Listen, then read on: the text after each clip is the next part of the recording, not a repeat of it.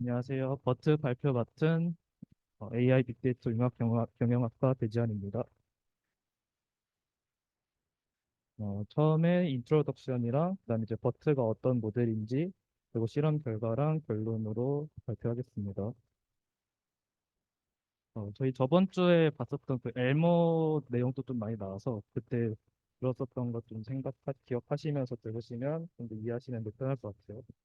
근데 인트로덕션을 먼저 보면 이제 언어 모델 프리트레이닝에서 이제 NLP 태스크에서 성능 향상하는데 이제 이 프리트레이닝을 먼저 하는 게 또 효과적이라고 많이 연구가 되어 왔었습니다. 그래서 이 다운스트림 태스크라는 게 뭐냐면 이 오른쪽 상단에 이제 그림을 보시면 노란색으로 NLP 태스크라고 되어 있죠. 그래서 NLP 태스크에도 종류가 굉장히 많은데 그런 거를 이제 다운스트림 태스크라고 지칭한다고 생각하시면 됩니다. 그래서 이 다운스트림 태스크에 이제 프리트레인한 랭귀지 리프레젠테이션을 적용하는 두 가지 방법이 있는데 첫 번째는 피처 베이스드고 두 번째는 파인 튜닝입니다. 이 피처 베이스드는 이제 엘모에서 이제 사용했던 방식인데 오른쪽 그림 보시면 어, 엘모의 리프레젠테이션이랑 다른 인베딩 벡터를 이제 컨캣해서 NLP 태스크에 들어가죠. 그래서 이제 이 프리트레인 리프레젠테이션을 추가 피처로 해서 이 태스크 스페시픽 아키텍처에 사용을 하는 겁니다. 이 파인 튜닝 어프로치는 어, 오른쪽 방식이 아니라 이제 그 프리트레인드 된 그 하이퍼 파라미터들을 최소한으로 이제 추가를 하고 이제 추가 NLP 태스크에서 프리트레인 했던 파라미터들을 이제 파인 튜닝하는 방식이라고 생각하시면 됩니다. 그래서 이제 기존 파인 튜닝 방법은 이제 논문에서는 프리트레인드 리프레젠테이션 성능을 제한한다고 주장을 해서 이 논문에서는 이제 버트라는 새로운 모델을 이제 제안을 해서 파인 튜닝 기반 접근 방식을 개선한 양방향 프리트레인드 리프레젠테이션을 제안을 했습니다. 근데 위에서 이제 기존 파인 튜닝 방법이 왜 성능을 제한하냐고 주장을 했냐면 그 표준 언어 모델이 이제 보통 단방향이었어요, 기존에는. 그래서 단방향이어서 이제 사전 학습 중에는 그 프리트레인 중에는 사용할 수 있는 아키텍처 구조의 선택이 제한되는 문제가 있었습니다. 그거 이제 예시로 GPT는 이제 레프트 투 라이트 아키텍처여서 그 셀프 어텐션 레이어에서 저희 그 트랜스포머 그 구조 생각해 보시면 그,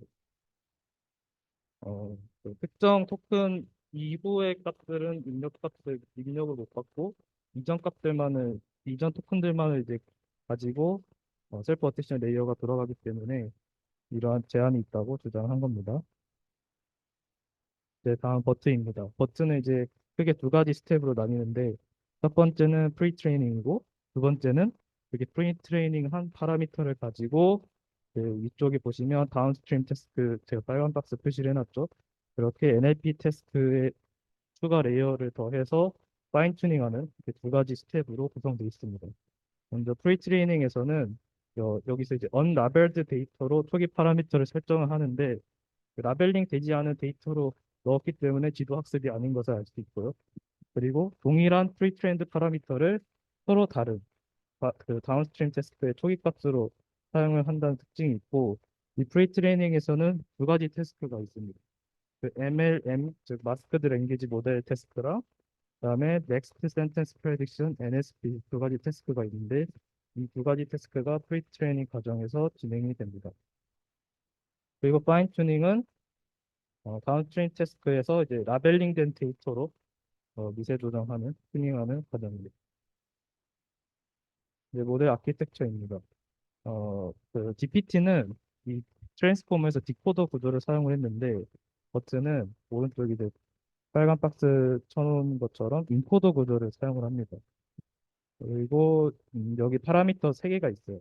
하나는 L은 이제 트랜스포머 블락의 레이어 수고, H는 히든 사이즈 수고, A는 셀프 어텐션 헤드의 수인데 멀티 헤드 어텐션의 개수라고 생각하시면 됩니다. 그리고 이 논문에서는 버트 베이스 버전이랑 버트 라지 버전 이 두 가지를 가지고 주로 실험 결과들을 제공을 하고 있습니다.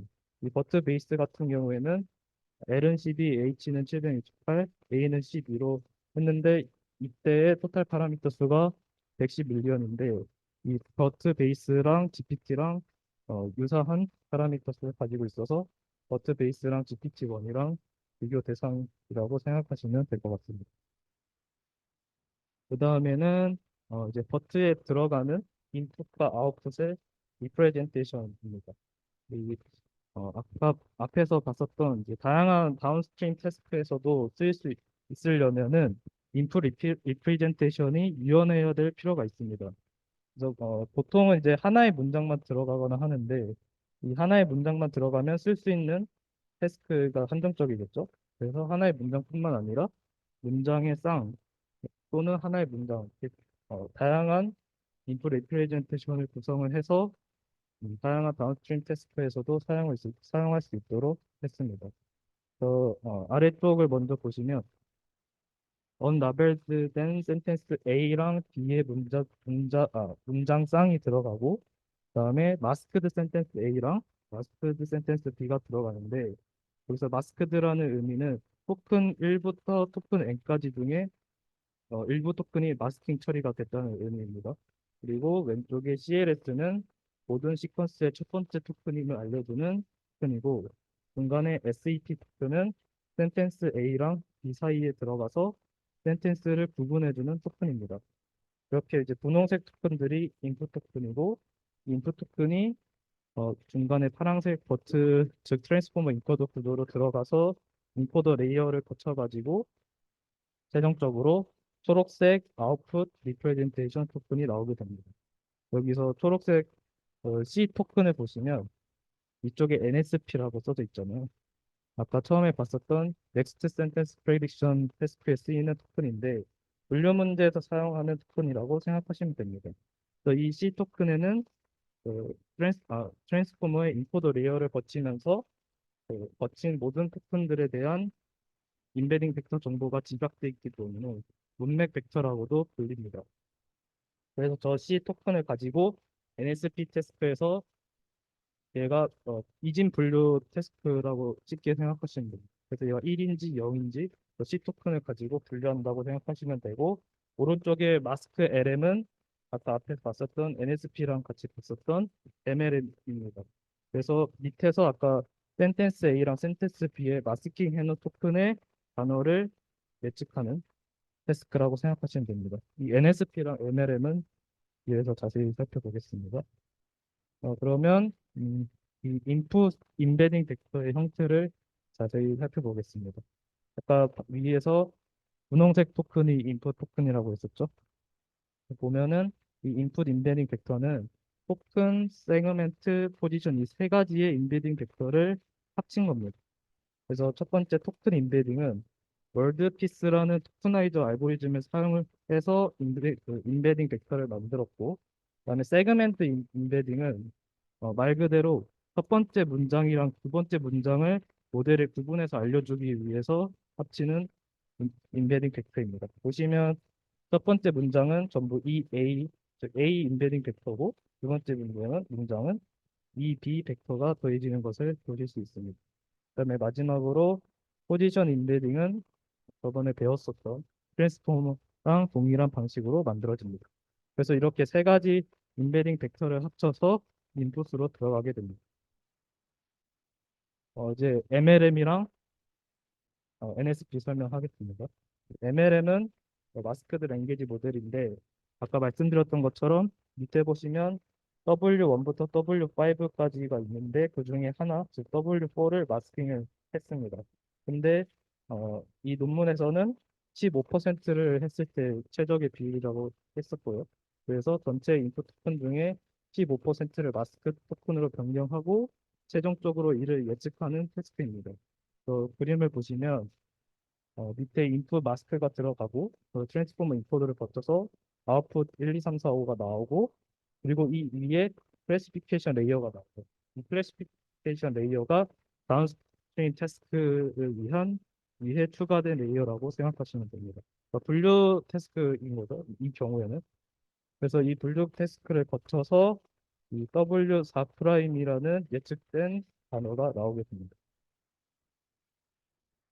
근데 이제 이 MLM에 이제 문제가 있었는데 프리 트레이닝 과정에서 어, 이제 마스크 토큰이 있는데 파인 튜닝 과정에서는 마스크 토큰이 없어서 제가 이제 적어 놓은 것처럼 마스크 프리 트레이닝 과정에서 마스크 토큰에 대해서만 예측하도록 학습이 되었기 때문에 파인 튜닝 과정에서 마스크 토큰이 없으면 마스크 토큰이 아니면 단어를 예측할 수 없는 문제가 발생했습니다.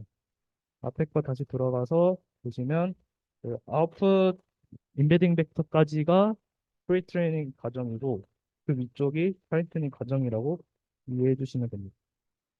그래서 이 논문에서 이제 해결책을 내놨는데 아까 15%를 마스킹 했다고 했잖아요. 그 15% 중에 80%는 그대로 마스킹을 진행을 하고 10%는 마스킹 토큰이 아닌 임의의 다른 단어로 변경을 하고 나머지 10%는 변경하지 않고 그대로 두는 방식으로 해서 이 문제를 해결을 했습니다.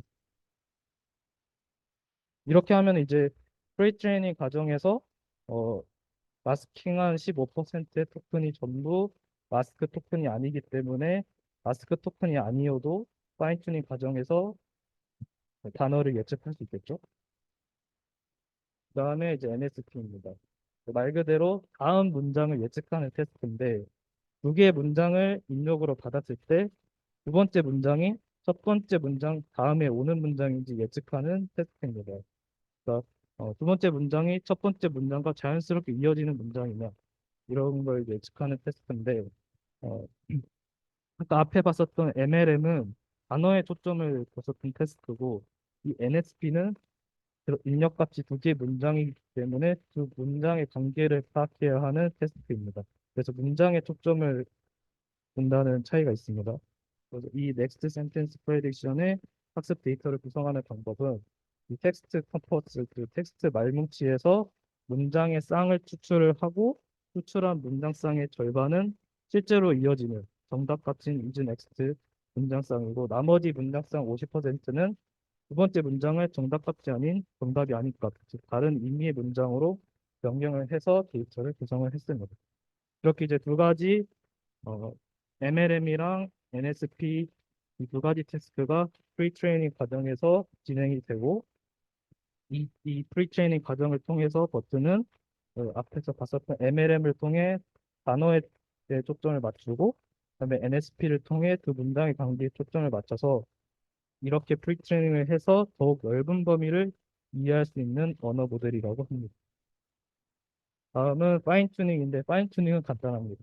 앞에서 봤었던 프리 트레이닝 한 파라미터들을 그대로 가지고 그 위에 이 태스크 다운스트림 태스크에 맞는 레이어를 추가해서 파인 튜닝을 하는 건데 보시면 A, B, C, D가 있는데 태스크 종류를 나눠 놓은 거라고 보시면 됩니다.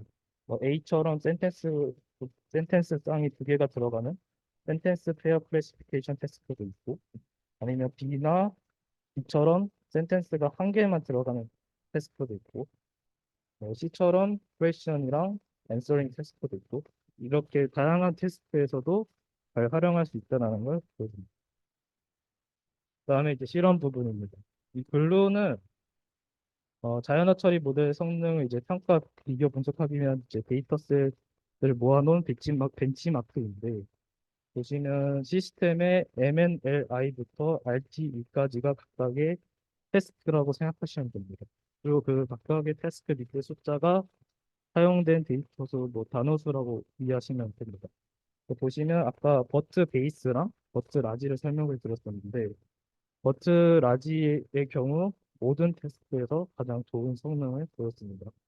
그리고 각 테스트 밑에 있는 숫자가 데이터 수라고 말씀을 드렸는데 데이터 수가 작은 테스트에서도 어느 정도 높은 성능을 보여줬다는 걸 알 수 있습니다. 다음은 이 스퍼드 버전 1.1, 2.0 그리고 스웨그 데이터셋 빅테스트에 대한 실험 결과입니다. 각 테이블 2, 3, 4가 각각 버전 1, 버전 2, 스웨그에 해당을 하고요. 스퍼드 버전 1.1은 질문이랑 패러그래프 질문이 주어지고 질문에서 질문의 정답 텍스트를 예측하는 테스트입니다. 근데 이제 스퍼드 버전 2.0은 스퍼드 버전 1.1에 정답을 포함하지 않은 데이터를 추가를 한 버전이고요.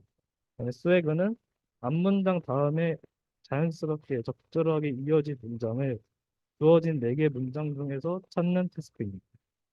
그래서 테이블 2 스쿼드 1.1 결과표를 먼저 보시면 맨 위에 휴먼이 있어요. 사람이 했을 때 테스트 F1 스코어가 91.2였습니다. 근데 제일 아래쪽에 버트 라지에다가 앙상블을 하고 트리비아 QA는 뭐냐면 트리비아 QA라는 데이터셋으로 먼저 프리 트레이닝을 하고 또 다시 스쿼드 버전 1.1로 프리 트레이닝 했다는 의미입니다.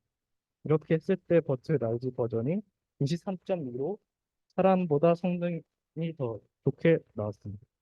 그다음에 테이블 3를 보시면 이 경우에는 스쿼드 버전 2.0을 사용한 건데 이 경우에는 이제 휴먼보다는 F1 스코어가 낮긴 하지만 다른 모델들이랑 비교했을 때 버트 라지가 더 좋은 성능을 보였다는 걸 알 수 있었고 마지막으로 이 스웨그 데이터셋을 썼을 때도 버트 라지가 대부나 테스트 모두에서 좋은 스코어를 보였음을 알 수 있습니다.